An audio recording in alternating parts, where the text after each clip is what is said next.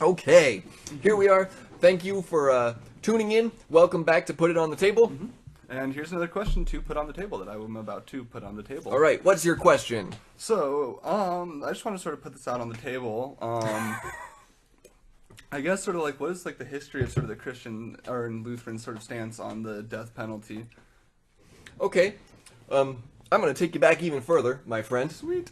I'm going to tell you about the earliest recorded death penalties. Ooh. We're going to go all the way. Awesome. So, the earliest recorded biblical death penalty was in Genesis 2:17, and I'm not going to open this up because most everybody has heard this.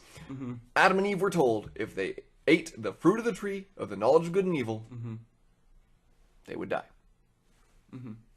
And they did, and eventually they died as a result. They lost their pure connection to God, and therefore became effectively mortal. That's sort of when the curse of mortality, you might say, came on. Sort of when death began to exist. Yeah, absolutely.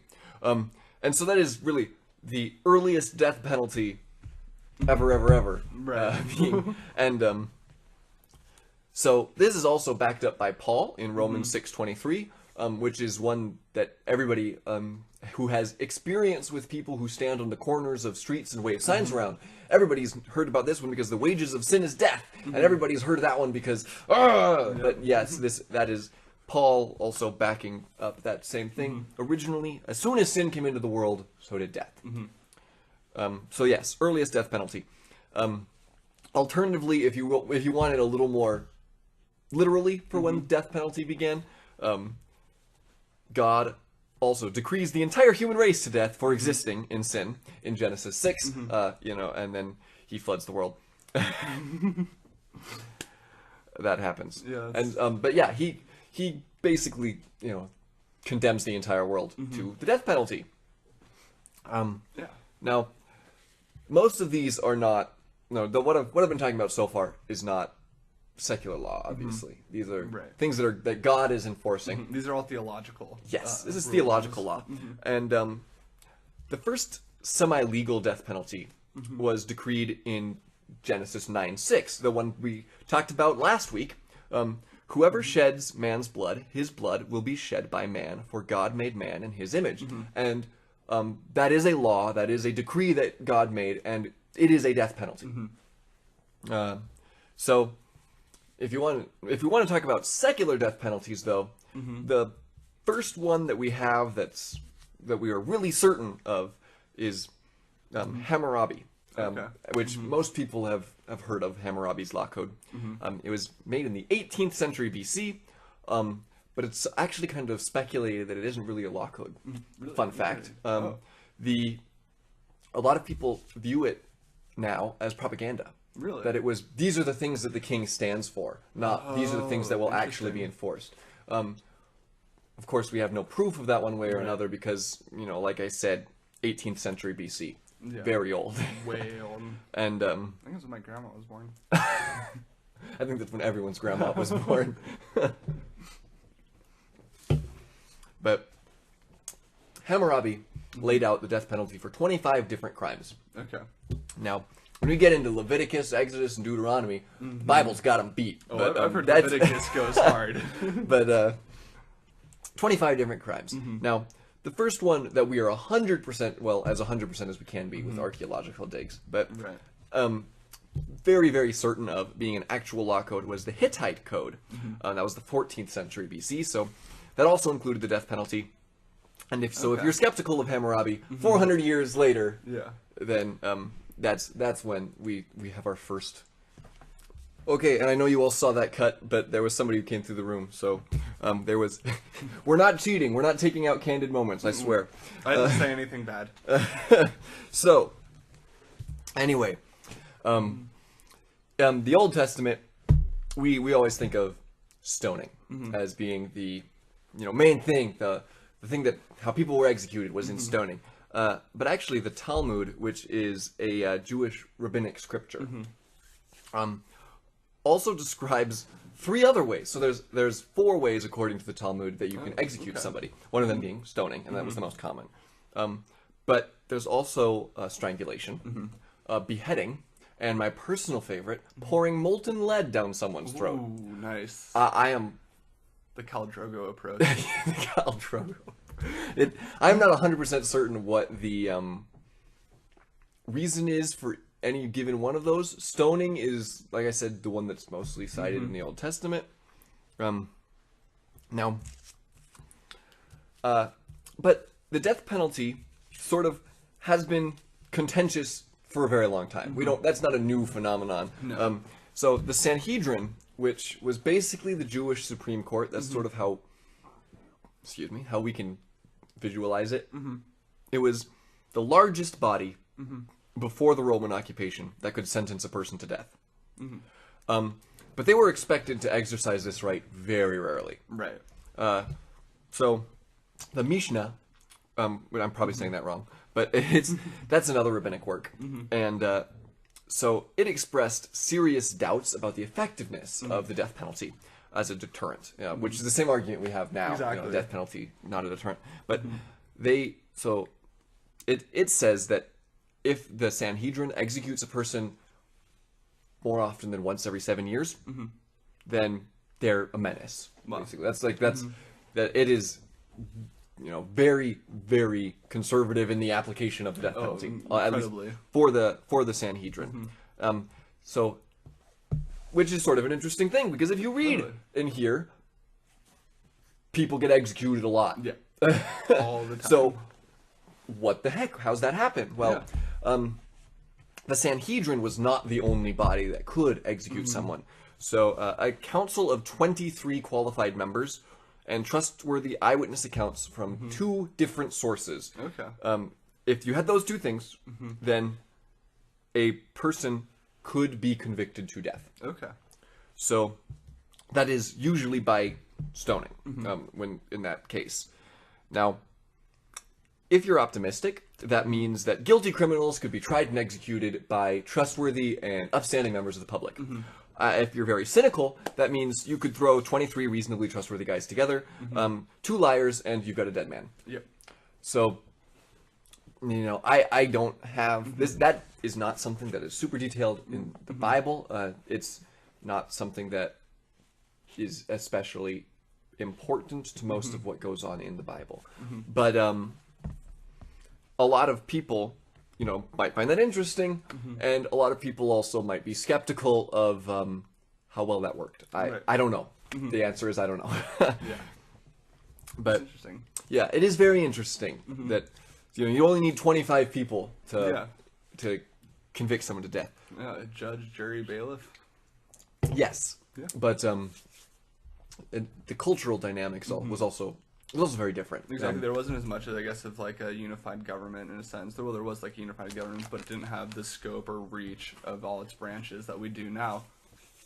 Absolutely. The government was obviously a lot smaller. We have a multi-billion, trillion-dollar government. Oh, huge. Yeah. And at the time, the biggest, most important executive committee that could do things, being the Sanhedrin, was just a group of the high priests or whatever who would meet under certain circumstances. They weren't even always together. Yeah. I mean, it would be like if the House of Representatives ran all the important things of the country, which almost like if we had like a city council style thing in the White House. Yeah. If a city council thing in the White House. Now, don't get me wrong, the Sanhedrin was not the only government body of the Jewish past, but it is certainly the one that shows up most in the Bible.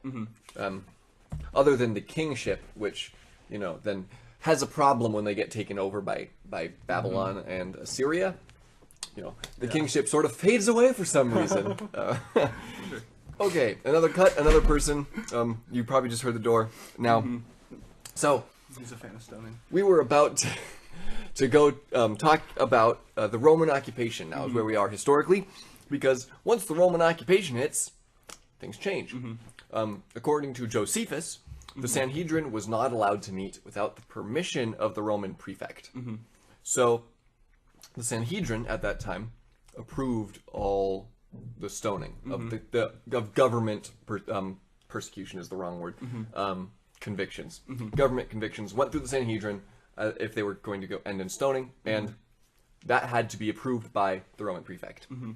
So the Jewish authorities, however, could arrest a person and hand them over to Roman authorities.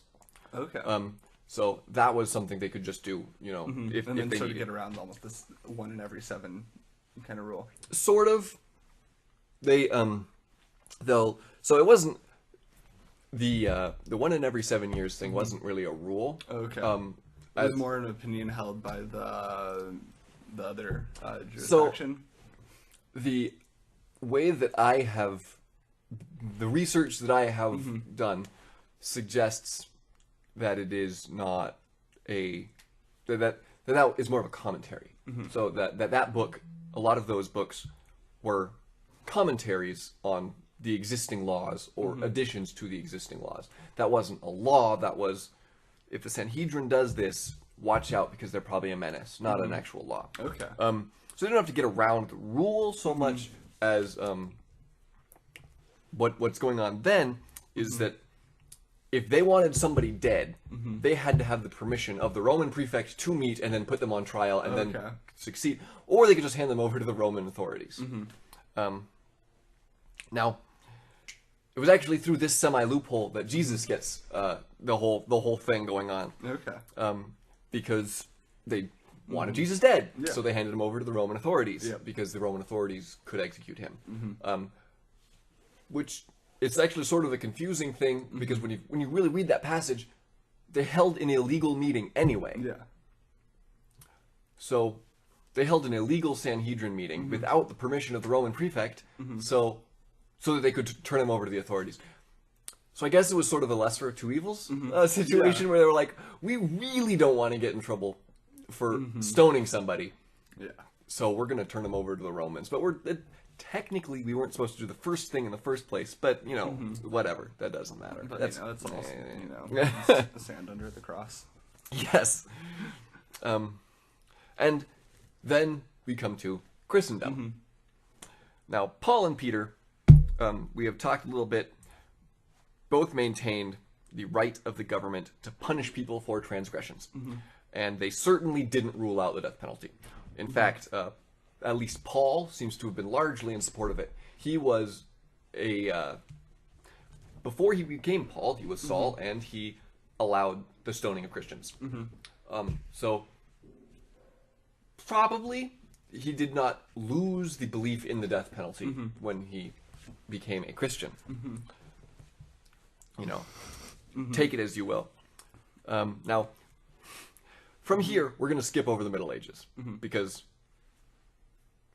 that was a whole Middle history Ages, of misinterpretation and those, violence. And those were a whole different ballgame. And some really cool paintings came out of the misinterpretations, though. I bet they did.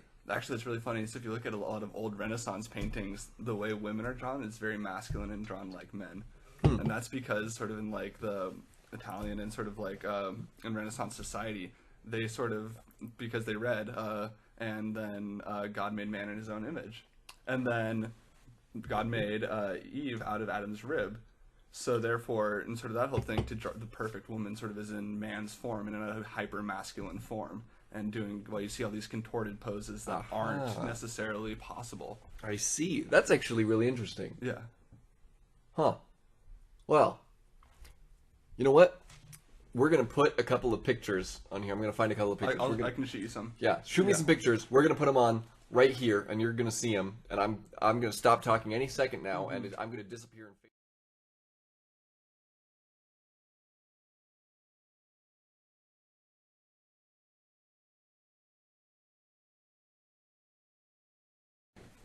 So, all right. Now, and like I said, skipping over the Middle Ages and jumping right to the United States, or to America. The first permanent English-American colony of Jamestown, founded in 1607, had its first execution in 1608. Oh, wow. We made it about 1 year before we had to kill somebody. Captain George Kendall. He was executed for being a Spanish spy. Oh. So we've got a long history of executions, is the point. And I'm sure anybody watching this can give an even better synopsis of the death penalties in the United States than I can. I will put a link in the description of this video, actually. I know a website that has a good timeline of the death penalty, and I will put that link in the description. So, if you're curious, check that out. Now we get to the Christian stances on the death penalty. Now that we are in the United States, what's the deal? So, I have lists here of pro-execution and anti-execution. Did my homework. Pro-execution. So, many Christians have always and still maintain that since the Bible holds execution as the appropriate response to heinous crimes like murder and rape, we should keep it. So they point back to Genesis 9:6 and the works of Paul, and these things that I've already talked about a bit.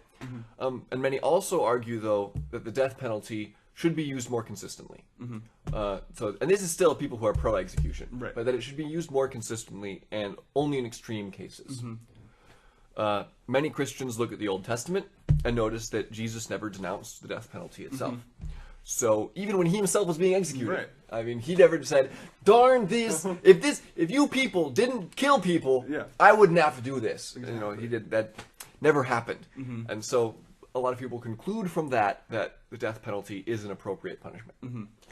People who are anti-execution say that because Jesus himself thwarted an execution in John 8, the death penalty should be abolished. Because Jesus, for those of you who don't know the story of John 8 right off the top of your heads, I mean, because obviously everybody knows John 8 right off the top of your head. I was born knowing that. But it's a pretty famous story that most people have heard, and that is when a woman was about to be stoned, and he comes and says, "You who is without sin, cast the first stone." And so everybody backed away because they were like, "Whoops."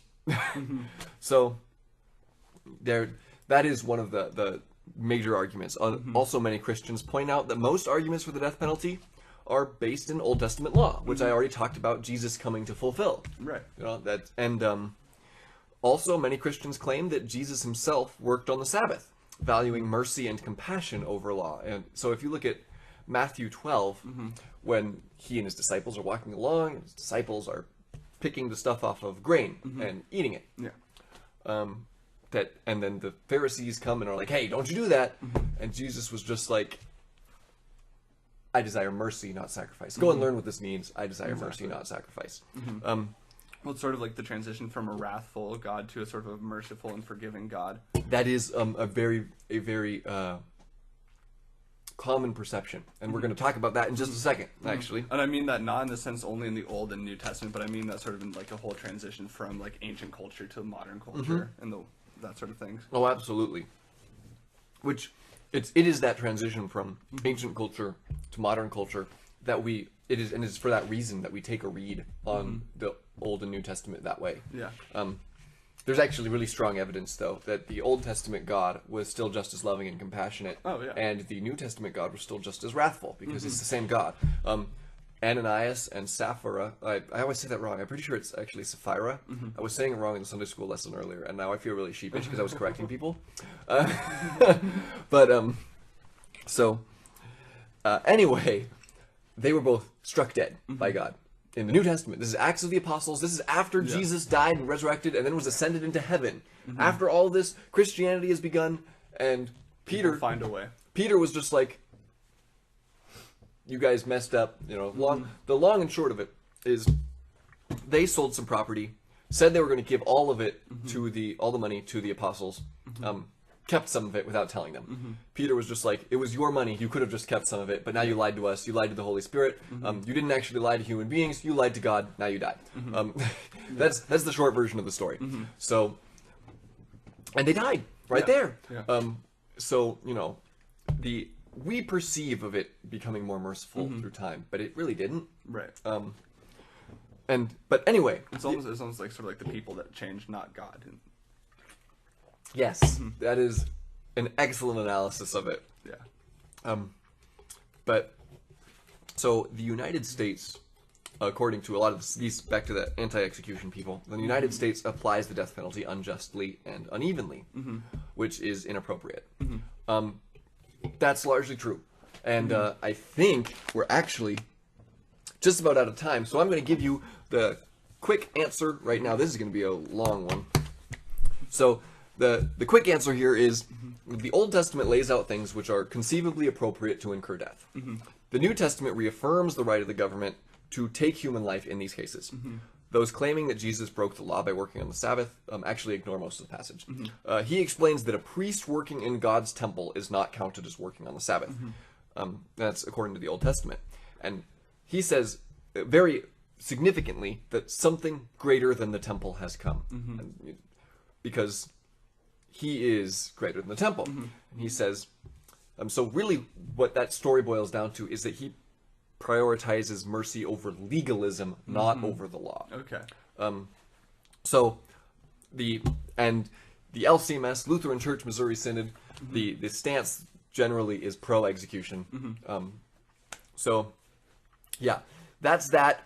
We are out of time, so we will see you next week. Just got put on the table. On the table. And we'll bring some more stuff to the table next time. It's going to be great. We're going to talk more about Christian stances on the death penalty, and we're going to summarize that. So, we will see you then. Hi, and thank you for watching that episode of Put It on the Table. If you liked it, go ahead and tell us so. If you have a question you'd like to ask, go ahead and ask it in the comments. And if you'd like to see more videos just like it, go ahead and click that cross in the middle of the screen. Thank you again.